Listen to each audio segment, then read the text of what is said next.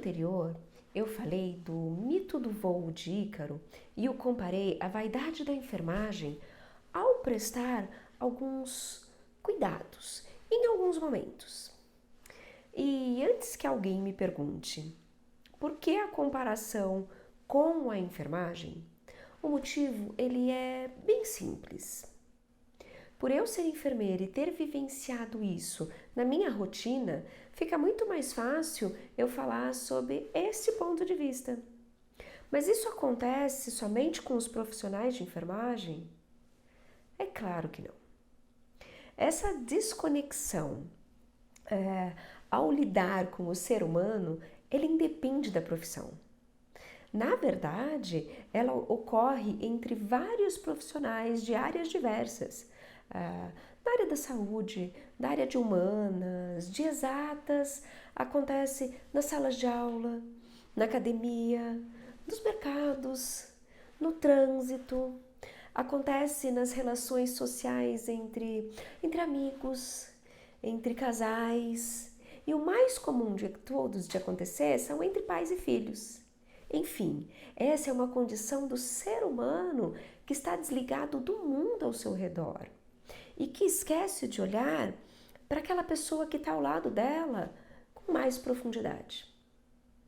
Agora, dando continuidade ao conteúdo do vídeo anterior sobre o mito de Ícaro e a vaidade da enfermagem, que na verdade não ocorre só na enfermagem, ela é existente em qualquer relação humana, eu gostaria de lembrar do que eu falei no finalzinho do vídeo, sobre os elementos que deveriam ser levados em consideração, além daqueles dois personagens da história, que no caso foram o Ícaro e o seu pai Dédalo, e que eu fiz a ligação entre a enfermeira, o enfermeiro e o paciente.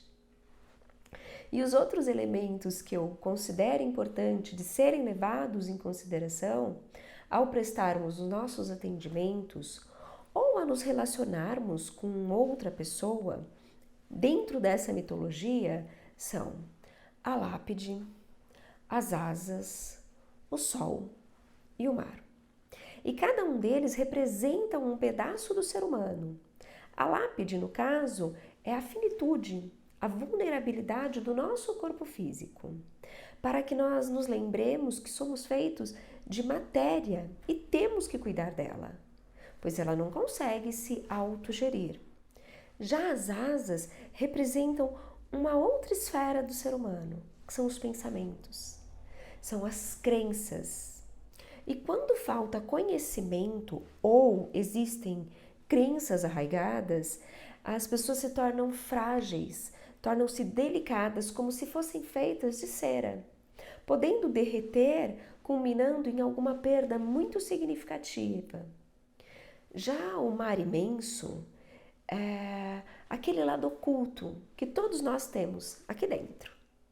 É a nossa alma, que abriga todos os nossos traumas, os nossos medos, aquelas emoções que nós ainda não trabalhamos. E quando somos lançados dentro desse ambiente, dessas emoções que ainda não foram exploradas, nós podemos não dar conta e nos afogar nas nossas próprias emoções.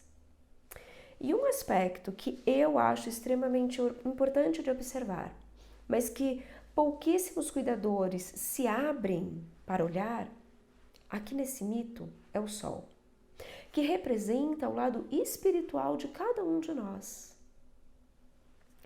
Quando nós buscamos somente o prazer imediato, o físico, e tentamos por algum momento rapidamente acessar aquilo que transcende, aquele algo que transcende o nosso conhecimento, naquele momento nos deparamos com a efemeridade das nossas crenças.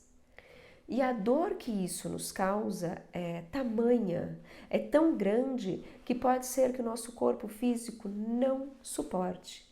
Então ele pode se desfazer mar afora.